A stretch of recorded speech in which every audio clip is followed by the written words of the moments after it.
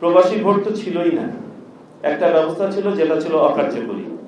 আমরা চাচ্ছি এটাকে কার্যকরী জায়গায় নিয়ে আসতে। আমরা আমরা এই কমিশনের টার্গেটই হচ্ছে অন্তত পক্ষে এটাকে শুরু করা। আমরা যদি শুরু করতে পারি ভবিষ্যতে এটা ম্যাচিউর হতে থাকবে ইনশাআল্লাহ। যেখানে আমাদের প্রবাসীরা একটি ভোটও দিতে পারেন না, আমাদের প্রথমে এমন কোনো ফ্লড পদ্ধতি আমরা ইন্ট্রোডিউস করব না যেটা শুরুতেই গিয়ে হোঁচট খায়। প্রক্সি ভোটকে আমরা বলেছি সবচেয়ে সম্ভব, মানে ইলেকশন কমিশনের জন্য যদি বৃহৎ আকারে আমরা ভোটারদেরকে সম্পৃক্ত করতে চাই, এটার বাইরে আমাদের অপশন লিমিটেড। কারণ বাকি সকল অপশনের জন্য যে পরিমাণ ট্রায়াল যেতে হবে তাতে একটা হোলসাম ডেভেলপমেন্ট সম্ভব না, এবং আমাদের অবস্থান এখনো ইলেকশন কমিশনের পক্ষ থেকে অপরিবর্তিত। আমরা ইলেকশন কমিশন পাচ্ছে আমরা প্রক্সি ভোট হচ্ছে আমাদের হাতে একমাত্র অপশন যেটা দিয়ে আমরা বড় পরিসরে করতে পারবো। প্রক্সি ভোটের পক্ষেও এসছে বিপক্ষেও এসছে। কোন একটা প্রতিষ্ঠান প্রক্সি ভোটকে নাম্বার 1 হিসেবে কালকে সাজেস্ট করেছে। প্রক্সি ভোটের বিরোধিতা হয়েছে, ব্যাপারটা ঠিক না। প্রক্সি ভোটের বিরোধিতা না, প্রক্সি ভোটের দুর্বলতা অনেকে তুলে ধরেছেন, অনুরূপভাবে অপরাপর সকল ব্যবস্থাপনার দুর্বলতাও তুলে ধরেছেন, একইভাবে সবলতা তুলে ধরেছেন। তো ইন্টারেস্টিং ব্যাপার হচ্ছে তিনটা যে বড় প্রতিষ্ঠান ছিল, তিনটা বড় প্রতিষ্ঠান তিনটা ধরনের ভোটের পক্ষে তাদের মত দিয়েছে।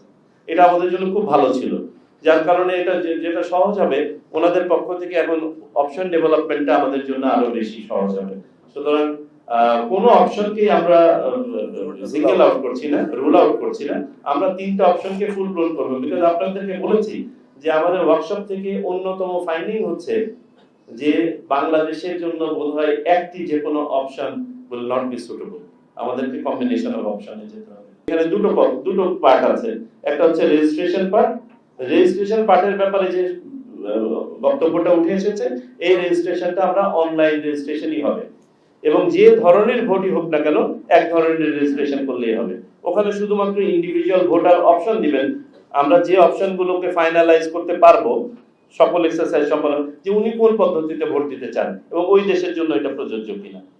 সুতরাং একটা পার্ট হচ্ছে রেজিস্ট্রেশন পার্ট, সো আমাদেরকে একটা রেজিস্ট্রেশন প্ল্যাটফর্ম দাঁড় করাতে হবে। আর দ্বিতীয় পার্ট হচ্ছে ভোটিং পার্ট। এখন ভোটিং পার্ট ধরেন যদি প্রক্সি ভোট হয়, তাহলে এখানে কোনো টেকনোলজি ইনভলভ নাই, আরেকজন গিয়ে তার হয়ে ভোট দিল, তাহলে আমার শুধুমাত্র সিম্পল একটা টেকনোলজি ইন্টারভেনশন লাগবে, তার পরিচিতি আমাকে নিশ্চিত হতে হবে, প্রক্সির পরিচিতি নিশ্চিত হতে হবে, এবং তাদের মাঝে একটা আইনি কাঠামো আমাদেরকে দাঁড় করাতে হবে, যে এগ্রিমেন্টটা আসতে হবে, আমাদেরকে মাঝখানে থাকতে হবে, এতটুকু করলেই হবে। কিন্তু যদি আমি অনলাইন ভোটিং এ যাই, তখন তো আমার প্ল্যাটফর্ম যেটা ডেভেলপ করতে হবে আরো কম্প্রিহেন্সিভ, এবং এটা স্টেপ বাই স্টেপ ডেভেলপ করতে হবে। এটার মধ্যে টেস্টিং এবং হার্ডেনিং আরো অনেক বেশি।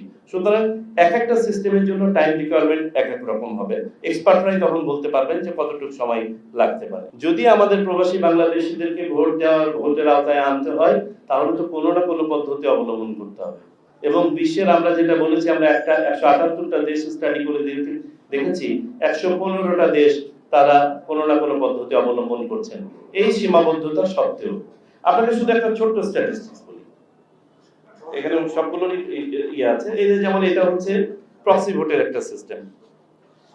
আমরা দেখেছি পৃথিবীতে প্রায় 25টা বা তারও ততোধিক দেশ প্রক্সি ভোট করছে, এবং এক একজন, যেমন কারোর জন্য হয়তো শুধুমাত্র পেশেন্ট বা যারা হসপিটালে আছে বা ডিসেবল বা ওল্ড এজ যাদের, তাদের জন্য আছে দেশের ভিতরে বাইরে।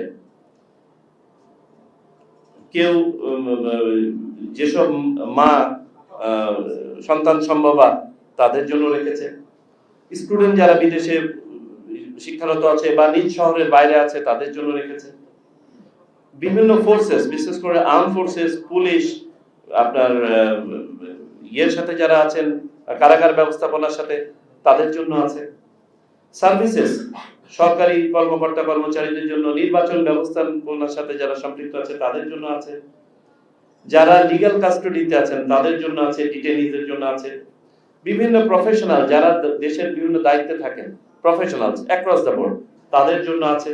এক এক দেশে এক এক রকম প্রভিশন আছে। যারা বিদেশে অবস্থান করছেন কোনো যৌক্তিক কারণে তাদের জন্য আছে। এখানে আসে প্রবাসীর বিষয়টি। কারোর জন্য আছে শুধু ডিপ্লোম্যাটস এবং তাদের ফ্যামিলি, এবং যারা সরকারি কাজে বাইরে অবস্থানরত আছে তাদের জন্য। কিছু কিছু দেশ আছে সবার জন্য উন্মুক্ত। যেমন সবার জন্য উন্মুক্ত দুই একটা দেশের নাম বলি, ফ্রান্স, তারা সব যে কোনো নাগরিক প্রক্সি ভোট দিতে পারে। নেদারল্যান্ডস, যে কোনো নাগরিক প্রক্সি ভোট দিতে পারে। Switzerland, UK. তো আর বাকি যে দেশগুলো আছে তারা হয়তো কোনোটা পারে কোনোটা পারে না।